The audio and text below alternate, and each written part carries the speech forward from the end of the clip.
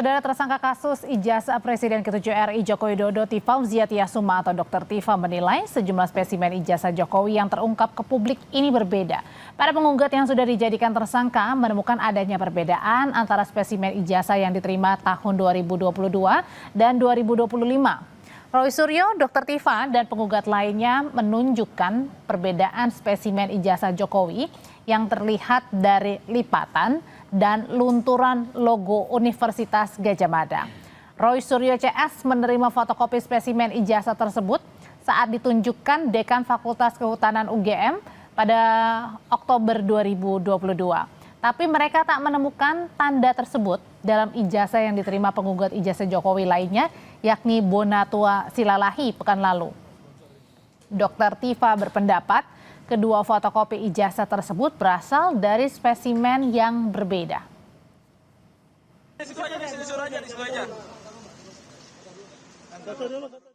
Dalam fotokopi A3 itu ya ada lipatannya. Ada satu detail yang sampai dengan hari ini masih kami simpan. Artefak itu adalah noktah pada logo Universitas Gadjah Mada. Noktah pada logo Universitas Gadjah Mada. Yang dulu kami bersengaja sampaikan itu kemungkinan tumpahan kopi, tumpahan teh. Tapi sejalan dengan waktu kami tahu bahwa itu adalah beleberan dari tinta. Beleberan dari tinta. Versi yang kedua keluar di tanggal 1 April 2025, tidak ada lipatan dan logo dalam keadaan bersih tanpa ada beleberan tinta. Artinya hipotesis kami mengatakan bahwa dua spesimen ini berasal dari dua spesimen yang berbeda. Lebih lengkap kita bahas terkait pernyataan Dr. Tiva dan para penggugat ijazah Jokowi bahwa adanya perbedaan dari spesimen ijazah Jokowi yang diungkap ke publik.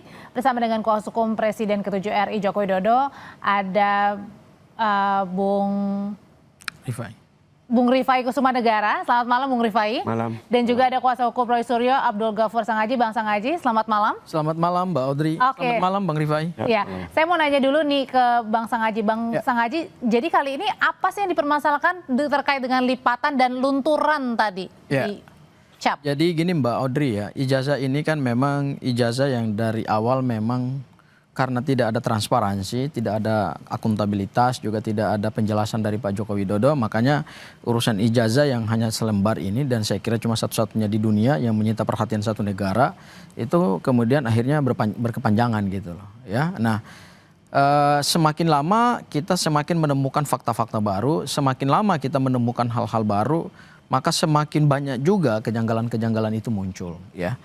Jadi yang ditemukan hari ini kan adalah salinan resmi ijazah Pak Joko Widodo yang pernah beliau gunakan sebagai calon gubernur DKI Jakarta, kemudian 2 kali calon presiden. Dan pada saat kami memohonkan itu di KIP, karena saya selaku salah satu anggota tim kuasa hukum dari Bang Bonatua, memang ijazah ini untuk kemudian kami dapatkan salinannya butuh perjuangan dan effort yang luar biasa gitu ya. Padahal sebenarnya hal yang sangat sederhana, hal yang sangat simpel. Pada saat hasil penelitian Mas Roy, Bang Rismon, Dr. Tiva itu muncul, seharusnya kan Pak Joko Widodo mungkin bersama dengan tim kuasa hukum, di sini ada Bang Rifai, harusnya memberikan advice kepada Pak Joko Widodo bahwa ya sudahlah, kita sampaikan sampaikan apa saja adanya kepada publik, tidak perlu kita bawa ke ranah hukum pidana supaya tidak berkepanjangan. Nah, begitu kami mendapatkan spesimen-spesimen ini, maka terkonfirmasilah bahwa ternyata ijazah ini memang kita nggak tahu ya. Kalau satu versi berarti tidak mungkin ada kejanggalan. Oke, maksudnya adalah kalau satu versi tidak mungkin ada perbedaan. Perbedaan. Ya, artinya ijazah itu kan pasti yang memiliki kalau didapatkan secara sah dan didapatkan secara prosedur akademik yang tepat, pasti kita mendapatkan cuma satu ijazah gitu. Di fotokopi dalam bentuk apapun, mau A3, A4, ya kan, pasti bentuknya tetap sama, informasi yang ada di dalamnya juga tetap sama, ciri-ciri spesifik, ciri-ciri umum juga pasti tetap ada yang sama juga di dalam ijazah itu. Tetapi kemudian yang sekarang kami temukan adalah ada banyak sekali kejanggalan-kejanggalan dan kami nggak tahu nih, ini sebenarnya ijazah Pak Jokowi ini berapa versi nih? Tapi kemudian yang dipertanyakan adalah kenapa bekas lipatan aja dipertanyakan. Tadi ada yang beleberan kata Dr. Tiva, ini juga dipertanyakan. Memang sebegitu detailnya sampai menurut Anda sendiri ini spesimennya berbeda? Oh iya dong, karena gini, meskipun yang dilaporkan Pak Jokowi bersama tim kuasa hukumnya itu adalah pasal 310, 311 yang sekarang sudah dikonversi menjadi 433 dan 434 itu. Tetapi ingat, objeknya adalah dugaan ijazah palsu. Kalau dugaannya ijazah palsu, berarti kita bicara tentang kebenaran dan keabsahan, keaslian, validitas suatu dokumen. Ya, pada saat pertama kali ijazah Pak Joko Widodo diserahkan ke Baris Krim Polri dan Dirtipidum menyampaikan hasil penyelidikannya berupa penghentian penyelidikan itu, memang ada kejanggalan. Kejanggalannya adalah ketidakjujuran dari Dirtipidum untuk secara gentleman menampilkan ijazah wujud analog yang versi berwarna kepada publik, tetapi kemudian yang ditampilkan kan adalah fotokopi yang terlipat. Nah, fotokopi yang terlipat itulah yang kemudian diteliti lagi oleh mereka. Disitulah ada kejanggalan-kejanggalan baru lagi muncul. Oke, dengan kejanggalan-kejanggalan baru ini Bang Rifai, ini terkesan mengada-ngada nggak sih? Ada lagi sampai bekas lipatan, ada beleberan tinta saja, ini dipermasalahkan. Ya, pertama sebenarnya kalau kita ikuti dari pemberitaan yang muncul kan, ternyata apa yang disampaikan oleh Dr. Tifa dan Pak Roy beda dengan Bang Bonatua. Kalau Bang Bonatua sebagai pihak pemohon dan pihak yang menerima legalisir ini 3 lembar, 3 dokumen ya, dia menyatakan justru isinya identik. Ya. Tapi soal ukuran dan segala macam memang beliau tidak mendalami karena bukan tupoksinya. Tapi di sisi lain beliau menyatakan substansi ketiga legalisir ini identik yang diperoleh dari masa-masa pilkada maupun pilpres yang berbeda ya. Ini kan sebenarnya menjadi fakta menarik. Artinya apa? Bahwa selama ini Pak Jokowi selalu memenuhi persyaratannya saat mengikuti pilkada maupun pilpres. Kedua, ijazah Pak Jokowi berkali-kali berulang-ulang dilegalisir oleh UGM. Artinya UGM sendiri sudah pernah melihat ijazahnya dan sudah mengesahkan melalui legalisir. Bagaimanapun legalisir sebagai pertanggungjawaban UGM terhadap keabsahan dari fotokopi ijazah Pak Jokowi, dan itu berulang-ulang, bukan sekali 2 kali ya. Lalu yang ketiga juga yang menarik di sini adalah sebenarnya kan kalau kita kembali ke 2005, sekarang kan lagi mendalami lagi 2005 di Solo. Kita ikuti saja, biar saja. Bahkan sebenarnya dokumen-dokumen itu sudah diambil kok oleh Barreskrim maupun Polda gitu ya. Nah sekarang bahwa di 2005 ini satu logika yang sebenarnya bisa pemirsa ikuti. 2005 itu Pak Jokowi bukan siapa-siapa loh. Ya. Masyarakat biasa, pengusaha ikut pilkada. Lawan apa? Waktu itu kontestannya ada 4. Ya. Bahkan salah satunya adalah dosen farmasi UGM. Ya, lihat, silakan dilihat langsung di linknya KPUD Solo ya. Kalau saat itu Pak Jokowi menggunakan jasa palsu, sudah pasti digugat lah, sudah pasti digugat. Beliau belum kenal Kapolri, belum kenal Panglima. Nyatanya tidak ada persoalan berulang-ulang. Ini juga menjadi fakta bahwa selama ini jasa beliau yang menyebar di seluruh KPU maupun KPUD itu valid, disahkan oleh UGM dan tidak pernah ada persoalan. Oke, jadi intinya yang Anda ingin katakan bahwa kali ini hanya mengada-ngada aja tudingan-tudingan yang disampaikan. Lagi, apa yang disampaikan oleh Dr. Tifa tadi kalau saya lihat sekilas, dia kan membedakan objek yang berbeda, membandingkan objek yang berbeda. Objek hasil dari Bang Bonatua, dia bilang oke, nggak ada masalah, dibandingkan dengan yang ada lipatan di Barreskrim. Sebenarnya pertanyaannya, beliau tahu nggak itu dokumen dari mana? Itu arsipnya UGM. Nah, pertanyaannya apakah dulu sempat dilipat dulu fotokopinya lalu terbuka, itu kan persoalan lain. Karena lagi-lagi loh, ini kan dari fotokopi, mesin fotokopi berbeda-beda, belum mesin scan berbeda-beda. Bisa saja terjadi ada perubahan-perubahan terkait dengan penggunaan alatnya gitu ya. Tapi kalau untuk melihat asli tidak, sebenarnya paling sah itu adalah apa?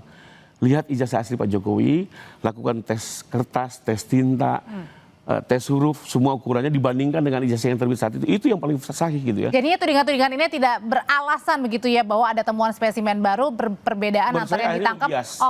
Usai jeda nanti kita akan lebih lengkap lagi membahasnya, tetap bersama kami di Sapa Indonesia Malam.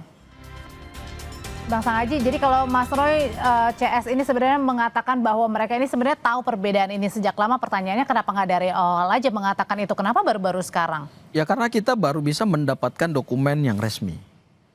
Yang selama ini kan dibantah oleh teman-teman itu adalah dokumen yang diunggah oleh Dian Sandi itu kan bukan dokumen yang valid. Kemudian begitu kami mendapatkan spesimen berdasarkan permohonan sengketa informasi publik DKIP, kami mendapatkan yang Bang Bonatua punya. Ya, Bang Bonatua punya itu. Makanya disitulah baru pelan-pelan terbongkar. Nah, saya ingin menyampaikan satu fakta baru bahwa ijazah Pak Joko Widodo ini memang secara dalam kalau kita teliti dan kita analisis, memang ijazah ini ya bermasalah gitu. Kalau sandarannya adalah bahwa ijazah ini karena sudah dileges oleh UGM, pertanyaan kita, apakah legalisir itu patut nggak sih secara administrasi dan secara hukum administrasi? Tapi kalau tadi analoginya Bang Rifai bilang, ini kan Pak Jokowi sudah mengikuti kontestasi diawali dengan wali kota Solo. Masa sih Pak Jokowi waktu itu belum kenal siapa-siapa, dan mungkin aja ini lembar fotokopinya memang nggak sengaja kelipat, kemudian difotokopi. Kalau kita bicara untuk dokumen 2005, pada saat Pak Jokowi pertama kali muncul sebagai calon wali kota itu, sampai hari ini kami nggak ada dokumennya. Bahkan yang kami dapatkan ada informasi dari KPU Solo bahwa dokumen itu memang tidak ada jejaknya gitu loh. Seperti sudah dimusnahkan, itu hal yang pertama. Hal yang kedua adalah pada saat kami melihat salinan resmi yang dilegalisir oleh UGM, baik untuk Pilkada DKI maupun untuk Pilpres, itu tidak sesuai dengan Undang-Undang Nomor 30 Tahun 2014 tentang Administrasi Pemerintahan. Di mana diatur dalam pasal 73 ayat 4 bahwa terhadap satu dokumen yang resmi pada saat dilegalisir itu harus terpenuhi beberapa unsur, yaitu unsur ada tanda tangan pejabatnya, ada cap dari otoritas, ya misalnya adalah UGM, kemudian yang terakhir harus dicantumkan tanggal, bulan dan tahun. Karena dokumen itu dia akan terikat pada saat dia dikeluarkan. Tanggal dan bulan itulah salah satu komponen hukum yang penting. Jadinya ingin Abang bilang adalah bahwa satu spesimen satu dengan yang lainnya berbeda adalah ini mengada-ngada, artinya bukan ijazah mengada-ngada. Ini menunjukkan bahwa memang ijazah ini pada saat didaftarkan sebagai syarat untuk mau maju sebagai calon gubernur dan calon presiden, harusnya kalau menurut kami, kalau KPU mau jeli, harusnya dia kembalikan dokumen itu, dia minta supaya tetap dilegalisir secara patut berdasarkan Undang-Undang Nomor 30 Tahun 2014 tentang Administrasi Pemerintah, yaitu harus dicantumkan juga bulan, tanggal, dan tahunnya. Kalau itu nggak ada, harusnya kan ditolak oleh KPU. Sehingga dari awal kami melihat bahwa ini seperti ada satu konspirasi untuk meloloskan satu ijazah yang bermasalah ini sebagai persyaratan untuk mendapatkan jabatan publik gitu loh. Kami melihatnya ada konspirasi entah dari pihak-pihak yang tidak bertanggung jawab. Emang benar Bang ada konspirasi? Ya kalau pihak Pak Jokowi pasti mengatakan tidak ada konspirasi. Kembali lagi ini kan asumsi-asumsi. Tadi yang disampaikan oleh Bang Sanghaji terkait proses legislasi, ini perlu dibedakan ya, proses legislasi dengan keaslian ijazah. Legalisasi. Ya, proses legalisasi dengan keaslian ijazah. Soal keaslian ijazah kan sebenarnya menjadi kita fokus saat ini. Sementara jelas Bang Bonatua, kita ulangi lagi, beliau menyatakan dari 3 yang ada identik. Ya. Bahwa soal ada ketebalan apa segala macam, ini kan soal fotokopinya, soal scan-nya. Karena bisa aja itu berubah secara fisik. Termasuk, tadi kan kalau kita lihat kan Dr. Tifa membandingkan objek yang berbeda satu sama lain. Satu, dia bandingkan dengan Dia Sandi yang udah jelas scan. Dibandingkan sama fotokopi. Everybody knows dong, kalau scan coloring, kalau fotokopi hitam putih. Bandingkan lagi dengan yang terlipat. Ya. Jadi terlipat ini saya bocorin. Terlipat itu datanya UGM. Jadi mungkin waktu pertama kali dikeluarkan ijazah itu karena hanya satu kali dibuat kan, sempat dikopi oleh UGM, itu diserahkan, nah itu filenya UGM. Bahwa itu dilipat oleh UGM lalu kemudian ditampilkan masih ada tanda lipatan, ya itu kan kembali ke penggunaan kertas ya. Tapi sebenarnya kalau kita lihat adalah substansi ijazahnya, ya dicocokkan dengan data perkuliahan. Apakah ini menunjukkan atau ada indikasi bahwa ijazah ini palsu? Sejauh ini sih menurut saya semakin kesini semakin terang benderang kok. Kalau legalisasi ijazah yang dilakukan oleh UGM tuh menurut Bang Rifai itu menunjukkan bahwa dokumen itu dokumen resmi bukan Bang? Tetap secara material, kita ngomong pidana material ya. Enggak, bukan. Saya ingin kejar dari sisi gini. Ada ijazah analog, iya. Ijazah analognya dipegang oleh Pak Jokowi. Dan ijazah itu berdasarkan pada saat kami sidang di KIP, ijazah itu oleh komisioner KPU pada saat melakukan verifikasi terhadap persyaratan calon presiden, itu juga mereka tidak pernah melakukan autentikasi. Saya bisa mempertanggungjawabkan statement saya karena saya yang periksa saksi. Saya yang memeriksa saksi dari KPU dan saya yang kejar pertanyaan itu pertanyaan penting. Nah, kita bukan persoalkan analognya, tetapi kita mempersoalkan rangkaian jejak ijazah yang digunakan sebagai persyaratan calon presiden. Kalau ijazah itu tidak pernah digunakan untuk mendapatkan jabatan presiden, ya ngapain dipersoalkan gitu loh. Kalau cuma ada di lemari Pak Jokowi seperti yang disampaikan oleh teman-teman kubu Pak Jokowi, ya ngapain juga dipersoalkan. Tapi karena digunakan untuk mendapatkan jabatan presiden dan itu diserahkannya bukan analognya yang sekarang disita oleh Polda Metro Jaya, ingat, itu bukan yang itu yang diserahkan. Tetapi yang diserahkan adalah yang dilegalisir berdasarkan apa yang diatur oleh aturan perundang-undangan, yaitu undang-undang pemilu gitu. Nah, legalisirnya aja kami lihat bahwa legalisirnya juga bermasalah, tidak sesuai dengan undang-undang juga. Harusnya KPU sebagai otoritas penyelenggara pemilu seharusnya jangan menerima persyaratan calon presiden pada saat ijazahnya meskipun dilegalisir Karena oleh Anda UGM. duga itu Karena bermasalah. itu aneh. Oke. Itu aneh dan itu tidak lazim dan itu melanggar undang-undang juga, tidak patut juga secara akademik. Kok bisa selembar ijazah itu pada akhirnya diloloskan sehingga beliau sah menjadi kontestan calon presiden dan kemudian beliau memenangkan Pilpres, tapi kemudian belakangan baru ketahuan gitu loh. Oke, Bang. Saya tambahin, sebenarnya yang dipersoalkan bangsa kaji ini kan hanya gara-gara tidak ada tanggal.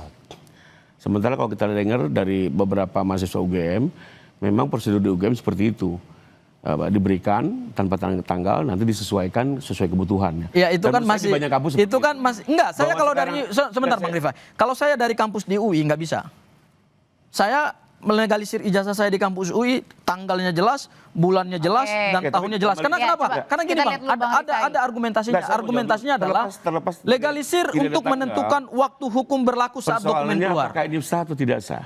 Nggak bisa juga kan, karena kita persepsi justi causa, asas hukumnya. Tetap dinyatakan sah sebelum dibuktikan sebaliknya. Apalagi persoalan tanggal ini apakah benar membatalkan? Memang benar, itu nanti Nggak dibuktikan bisa dalam proses pengadilan. Nggak semudah itu. Tetapi ijazahnya sampai hari ini, begitu kita dapatkan spesimen dari UGM juga, Nah, yang diserahkan yang- ke KPU, yang itu sekarang juga kita bermasalah, dalami ini kan menunjukkan bahwa dokumen memang asli. ijazah ini bermasalah Oke, dan bentar, Bang. patut Kita untuk dengerin dulu dipertanyakan. kata- Tidak, ini fokus kita Bang loh, Rifai, jangan lari-lari Mas ke Haji. yang lain, ini ke soal administrasi. Fokus kita adalah ini asli atau tidak. Poinnya kan di situ. Pidana ini bicara kebenaran material, Mbak. Oke. Bukan hanya gara-gara ada satu noktah. Tidak Ada yang tanggal, terlipat. lalu menjadi ini palsu, nggak semudah itu. Oke. Menurut saya kita fokus aja lah, menguji Jadi- apakah ini asli atau palsu ya. Saya tidak menafikan bahwa tidak tanggal juga persoalan. Saya oke, saya setuju itu. Jadi artinya adalah Diatur di tudingan ini Undang-Undang gampang tapi untuk Anda maksud saya bantah. jangan membias. Kalau saya lihat dari temuan tadi, lebih kepada beda objek. Diansan di scan gitu ya, diadu sama dokumennya yang di Bonatua itu fotokopi dengan legalisir, diadu dengan dokumen UGM yang memang terlipat secara arsip. Oke. Nah, menurut saya kalau hanya dipersoalkan hanya noktah segala macam nggak substansi. Tapi kalau isinya ada persoalan yang berbeda, itu persoalan. Atau misalnya legalisirnya terbukti palsu. Oke, jadi Apa ditantangin oleh dekan yang tidak sah, itu persoalan. artinya dengan kalimat sederhananya adalah dugaan-dugaan yang dibilang ini gampang untuk Anda bantah. Nah, saya ingin mengatakan Karena berarti begini. fakta. Kalau Fakta. proses Fakta pembuktian adalah pidana fakta itu kebenaran. adalah Baik, oke. pembuktian material, maka ingat, pembuktian pidana material itu adalah persesuaian alat bukti dan persesuaian bukti-bukti. Kalau ijazahnya hari ini dideklar oleh teman-temannya Pak Jokowi dan oleh kuasa hukumnya Pak Jokowi itu adalah ijazah yang asli. Memang dari awal mereka Oke, sudah mendeklar baik, itu. baik, oke. Tetapi ketika ada satu jejak dokumen yang analognya berbeda dengan yang resmi diserahkan Oke. ke KPU dan itu mengundang tanda tanya, berarti memang di situ belum Oke, ada baik, persesuaian. baik, baik. Sehingga Bang nanti Haji pada sudah saat kita ini tangkap. pembuktian dalam proses peradilan pidana, kami akan menggunakan ini sebagai bukti dari pihak terdakwa. Oke, sudah kita tangkap poinnya. Terima kasih Bang Sang Haji, Bang Rifai, terima kasih. Selamat malam. Sama-sama, Mbak. Sama-sama.